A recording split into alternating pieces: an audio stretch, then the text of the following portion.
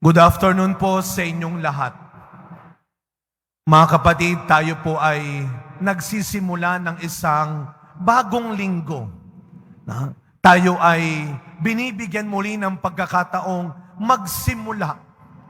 Kung babalikan natin nung nakaraang linggo, lahat ng mga hindi kagandahan, hindi kabutihan, hindi kadali ang nangyari nung nakaraang linggo, ngayong linggong ito, binibigyan tayo ng pagkakataon ng Diyos na maitama natin, na maayos natin, na mapabuti natin. At napakaganda po ng pambungad ng unang pagbasa natin sa linggong ito. Kayong mga namamahala, kayong mga may kapangyarihan, mahalin ninyo ang katarungan. Ano ang ibig sabihin ng katarungan? Ibigay mo kung ano ang sapat at nararapat. Ibigay mo kung ano ang tama, kung ano ang mabuti at totoo. Katarungan ng Diyos. At yun ang sinasabi sa atin ng Panginoon. Gamitin natin ng tama. Ang anumang katalinuhan, ang anumang kabutihan, ang anumang kakayahang meron tayo ngayon. Gamitin natin sa tama, hindi lang ng tama. Kasi baka sabihin ninyo, Father, tama lang naman na gawin ko ito dahil may mga pinapaaral ako. May mga pinapakain akong anak. May mga pinapagamot akong magulang. Kaya tama lang po itong gagawin ko. Pero, sa tama mo ba ginawa? Na ikaw ay kumita? Na ikaw ay magkapera? Na ikaw ay may trabaho? Tanungin natin ang sarili natin. Sa ginagawa nating tama, wala ba tayong naaagrabyado? Wala ba tayong niloloko? Wala ba tayong nilalamangan? Wala ba tayong sinasaktan? Baka hindi katarungan ng tawag diyan. Kaya ano ang sabi ng Panginoon sa Ebanghelyo natin ngayon? Mag-ingat tayo. Kasi ang mga dahilan ng pagkakasala, hindi na mawawala sa mundo. Nandyan na lagi ang tukso. Ang tuksong magnakaw, ang tuksong mangloko, ang tuksong magsinungaling, ang tuksong manakit, nasa paligid natin yan. Kaya nga, huwag kayong mahiya, matakot, mangumpisal. Hindi naman ibig sabihin na nangumpisal ka, hindi mo na mauulit yon. Sa bawat pagkukumpisal, binibigyan tayo ng pagkakataon ng Diyos na muli tayong manalig.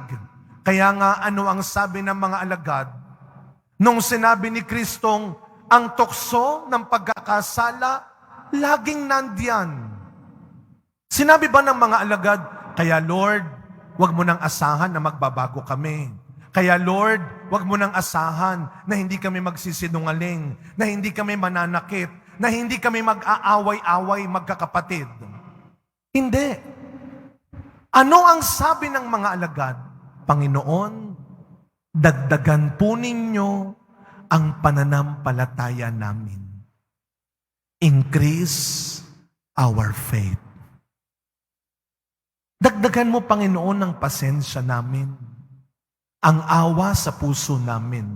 Dagdagan mo, Panginoon, ang pangunawa sa amin. Dagdagan mo, Panginoon, ang lakas ng loob namin. Para kahit nasa paligid namin, kahit nasa harap namin, kahit nasa tabi namin ang tukso, kung may pananampalataya kami sa iyo, mapagtatagumpayan namin. At ito yung pinakamahalagang paalala sa araw na ito. Ang tukso, nasa paligid natin. Pero ang pakiusap at babala ng Panginoon, wag na wag kang magiging dahilan ng tukso ng iba. Wag ikaw ang maging dahilan para masira ang isang pamilya, para masira ang isang pagsasama. Huwag ikaw ang maging dahilan para mapahiya ang isang tao, para kawawain ang isang tao. kawawa ka sa Diyos.